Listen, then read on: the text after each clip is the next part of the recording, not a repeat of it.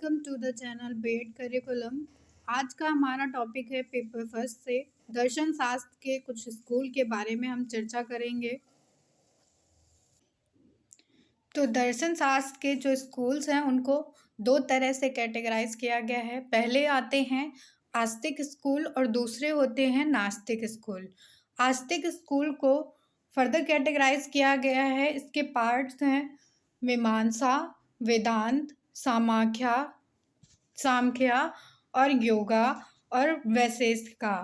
तो ये जो स्कूल्स हैं ये आस्तिक स्कूल होते हैं। इसमें 5 स्कूल आते हैं। आस्तिक में मीमांसा, वेदांता, सांख्या, योगा और वैशेषिका। नास्तिक स्कूल में 4 स्कूल्स आते हैं। पहला है चारवाका और दूसरा आता है बुद्धा, तीसरा आता है जैन और चौथा आता है न्याय। तो ये जो है नास्तिक स्कूल्स होते हैं।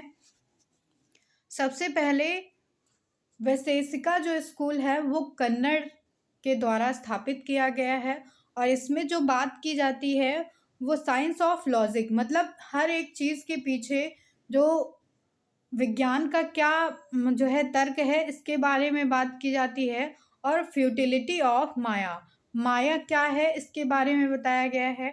फिर न्याय स्कूल जो है वो गौतम बुद्ध के द्वारा स्थापित किया गया है। और logical quads of God, phases of creation, तो ये हर एक चीज़ कैसे बनी है इसके बारे में बताते हैं और गॉड के बारे में इनकी बात होती है। फिर योगा के बारे में बात करेंगे तो योगा जो है पतंजलि के द्वारा स्थापित किया गया है और ये मेडिटेशन की प्रैक्टिस और रिनंसिएशन की बात करता है।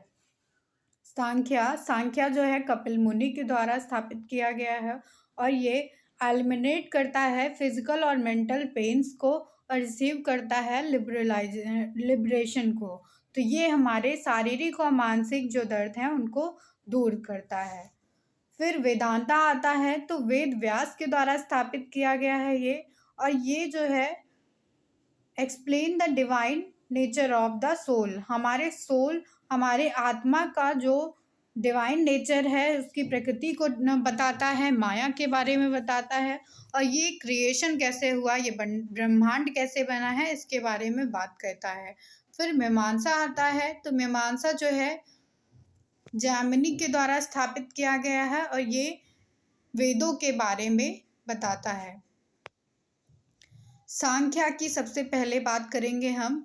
तो सांख्या जो दर्शन शास्त्र का स्कूल है इसके अर्थ और परिभाषा की बात करेंगे। सांख्या दर्शन वेद मूलक पद दर्शनों में सबसे अधिक प्राचीन है। तो सांख्य दर्शन जो है वो वेद मूलकों में सबसे प्राचीन दर्शन है। यूँ तो सांख्य दर्शन संबंधी विचार वेद और श्वेताश्वत, कठ, प्रश्न, मैत्रेय उपनिषदों में पहले से ही विद्यमान थे। तो ऐसे बताया गया है कि सांख्य के जो संबंधी विचार थे वो पहले से ही वेद में, श्वेताश्वत में, कठ में, प्रश्न में इस तरह से विद्यमान थे पहले से ही, लेकिन इन्हें जो है स्वतंत्र दर्शन के रूप में प्रतिष्ठा महर्षि कपिल ने दिलाई थी। और महर्षि कपिल सबसे पहले व्यक्ति थे जिन्होंने वेद साहित्य में निहित दार्शनिक सिद्धांतों का विवेचन किया और सांख्य दर्शन का प्रतिपादन किया था इन्होंने। कपिल की 2 रचनाएं थी प्रमुख। पहली रचना थी तत्व समास और दूसरा था सांख्य सूत्र। तो तत्व समास जो था वो सांख्य दर्शन की प्राचीनतम रचना है। इसमें केवल 22 सूत्रों के बारे में बात की गई है, लेकिन जो सांख्य सूत्र है वो 537 सूत्र हैं इसमें, और उनमें जो है सांख्य दर्शन के सिद्धांत का सम्प्राट प्रतिपादन किया गया है। सांख्य दर्शन की परिभाषा क्या होती है ये जान लेते हैं। तो सांख्य दर्शन की तत्व मीमांसा, ज्ञान एवं तर्क मीमांसा, मूल एवं आचार मीमांसा के आधार पर ऐसे इसको परिभाषित किया गया है। तो सांख्य दर्शन भारतीय दर्शन की वह विचारधारा है जो इस ब्रह्मांड को प्रकृति और एवं पुरुष के योग से निर्मित मानते हैं। तो सांख्य दर्शन जो है वो ये मानता है कि यह जो ब्रह्मांड बना है वो प्रकृति और पुरुष के योग से निर्मित हुआ है। यह मानती है कि प्रकृति और पुरुष दोनों ही अनादि होते हैं और अनंत होते हैं। तो इस तरह से सांख्य दर्शन का ये मानना है कि प्रकृति और पुरुष दोनों ही अनादि हैं और इनका अंत नहीं हो सकता है। यह ईश्वर के स्वतंत्र अस्तित्व को स्वीकार नहीं करती। तो ये जो है ईश्वर के स्वतंत्र अस्तित्व को स्वीकार नहीं करते हैं। आत्मा को पुरुष चेतन तत्व मानती है और यह प्रतिपादन करती है कि मनुष्य जीवन का अंतिम उद्देश्य मुक्ति है। तो आत्मा को ही इसमें पुरुष रूप में चेतन तत्व माना गया है और मनुष्य जीवन का अंतिम उद्देश्य मुक्ति को बताया गया है, जिससे विवेक ज्ञान और योग साधना द्वारा प्राप्त किया जा सकता है। तो मुक्ति प्राप्त करने का साधन योग और ज्ञान के द्वारा बताया गया है। फिर वेदांत दर्शन की बात करेंगे। तो वेदांत दर्शन का अर्थ क्या है, इसकी परिभाषा के बारे में जानेंगे। वेद ब्राह्मण आर्णक्य और उपनिषदों के गूढ़ तथा विस्तृत चिंतन का अंतिम सार ही वेदांत दर्शन है। तो वेदांत जो है वो वेद ब्राह्मण उपनिषदों के इनके जो विस्तृत चिंतन होता है उसके अंतिम सार को ही वेदांत दर्शन का नाम दिया गया है। वादरायण व्यास चौथी शताब्दी के पहले ऐसे व्यक्ति थे जिन्होंने इस समस्त ग्रंथ के सार तत्व को सूत्र के रूप में प्रस्तुत किया था। उनके द्वारा जो है विरचित ग्रंथ का नाम था ब्रह्म सूत्र। तो उन्होंने जिस ग्रंथ की रचना की थी वेद व्यास ने, उसको ब्रह्म सूत्र के नाम से जाना गया। यहाँ ग्रंथ वेदांत दर्शन का आदि ग्रंथ था। तो यही ग्रंथ जो है वेदांत दर्शन का आदि ग्रंथ माना गया था। बादरायण के कई सौ वर्ष बाद उनके विद्वानों ने उनके ब्रह्म सूत्र पर भाष्य ग्रंथ लिखे थे और अपनी अपनी दृष्टि से ब्रह्म सूत्र में प्रतिपादित वेदांत की व्याख्या की थी और इन व्याख्याओं से वेदांत की अनेक शाखा को उपशाखाओं में विकसित किया था। वेदांत की परिभाषा क्या है वेदांत दर्शन की? तो इसकी तत्व मीमांसा, ज्ञान एवं तर्क मीमांसा और मूल एवं आचार मीमांसा के आधार पर वेदांत दर्शन जो है वो भारतीय दर्शन की एक वह विचारधारा है जो इस ब्रह्मांड को ब्रह्म यानी कि ईश्वर द्वारा निर्मित मानते हैं और यह मानती है कि ब्रह्म नित्य है। उनका मानना है कि ये जो ईश्वर है वो नित्य है और यह वस्तु जगत जो है अनित्य है। तो मतलब ये जो वस्तु जगत है वो हमारा अनित्य होता है और ब्रह्म जो है वो नित्य होता है।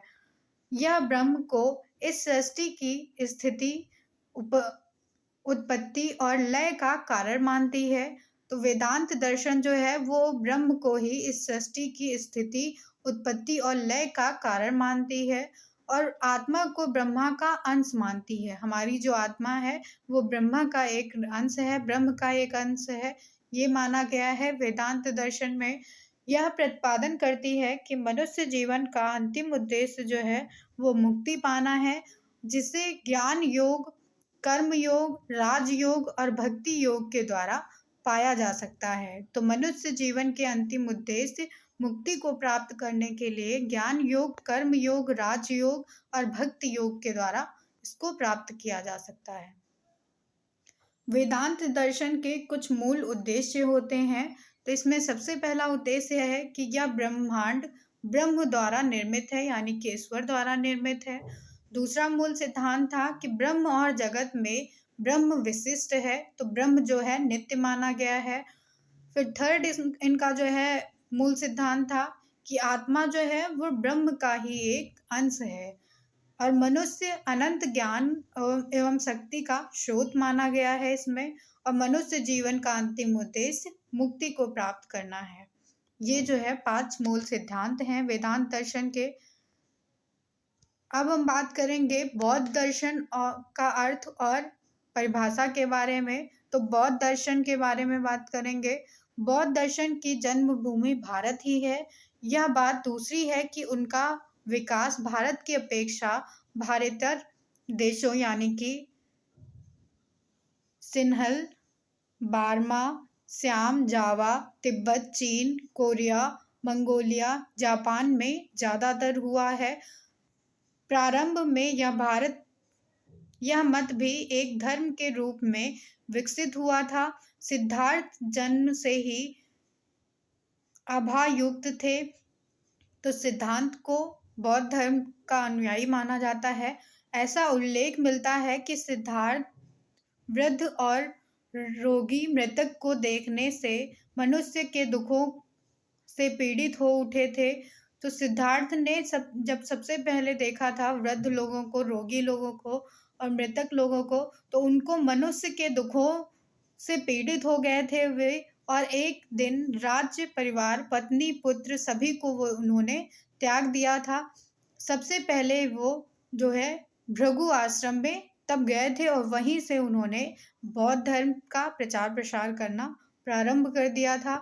धर्म के रूप में बौद्ध दर्शन के 2 रूप माने गए हैं, हीनयान और महायान। तो ये जो है बौद्ध दर्शन के 2 रूप थे। बौद्ध दर्शन के भी कुछ मूल सिद्धांत होते हैं। इसमें माना गया है कि यह ब्रह्मांड जो है वो परिणामशील है, इसमें किसी न किसी चीज़ का परिणाम आता रहता है। और ये जो वस्तु जगत है और मानसिक जगत है, ये दोनों की ही सत्ता को मानते हैं। आत्मा और परमात्मा को आध्यात्मिक सत्ता नहीं माना गया है इसमें बौद्ध दर्शन में। मनुष्य का विकास बाह्य एवं आंतरिक क्रियाओं द्वारा होता है, ऐसा मानना है बौद्ध दर्शन का। और मनुष्य की जो अंतिम उद्देश्य होता है वो निर्वाण की प्राप्ति करना है। जैन दर्शन की बात करेंगे तो जैन दर्शन का अर्थ और परिभाषा क्या है। भारतीय दार्शनिक चिंतन के मुख्य स्रोत जो है बंद हैं। कुछ दर्शन वेद ब्रह्म भी हैं, उनमें आजीविक, चार्वाक और जैन एवं बुद्ध मुख्य दर्शन हैं। प्रारंभ में जैन मत धर्म के रूप में विकसित हुआ था। तो प्रारंभ में जो जैन धर्म का प्रचार प्रसार हुआ वो एक धर्म मत के रूप में हुआ था, परंतु आगे चलकर विद्वानों ने उसके दर्शन को विकसित किया और जैन धर्म के प्रवर्तक एवं आर्यतीर्थक मनुवंश महीपति नाभि के पुत्र जो है ऋषभ देव को माना गया था। धर्म के रूप में जैन दर्शन के 2 रूप थे, दिगंबर और श्वेतांबर। ये 2 रूप थे जैन दर्शन के। जैन दर्शन की परिभाषा क्या होती है। तो जैन दर्शन की तत्व मीमांसा, ज्ञान एवं तर्क मीमांसा, मूल्य एवं आचार मीमांसा के आधार पर इसे इस तरह से परिभाषित किया गया है कि जैन दर्शन भारतीय दर्शन की वह विचारधारा है जो इस ब्रह्मांड को अनेक द्रव्यों से निर्मित मानती है। तो ये जो ब्रह्मांड है वो जैन धर्म के अनुसार अनेक द्रव्यों से निर्मित किया गया है। यह मानती है कि इंद्रिय ग्राह्य वास्तु जगत एवं अंतःकरण द्वारा अनुभूत आत्मा दोनों ही सत्य हैं, और यह प्रत्येक आत्मा का स्वतंत्र अस्तित्व नहीं मानती है कि हर एक आत्मा अलग होती है। इनका ये मानना नहीं है जैन धर्म का। ईश्वर में विश्वास नहीं करते हैं जैन धर्म, और यह प्रतिपादित करती है कि मनुष्य जीवन का अंतिम उद्देश्य जो है वो अपनी वृद्ध आत्मा को उसका शुद्ध एवं बुद्ध रूप प्रदान करना है, जिसे रत्नत्रय, सम्यक दर्शन, सम्यक ज्ञान, सम्यक चरित्र के द्वारा प्राप्त किया जा सकता है।